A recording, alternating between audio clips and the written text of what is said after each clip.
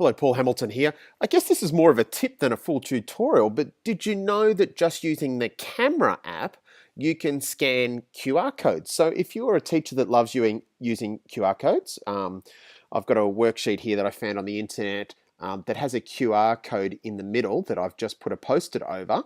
So it's a little video that you want kids to go directly to it.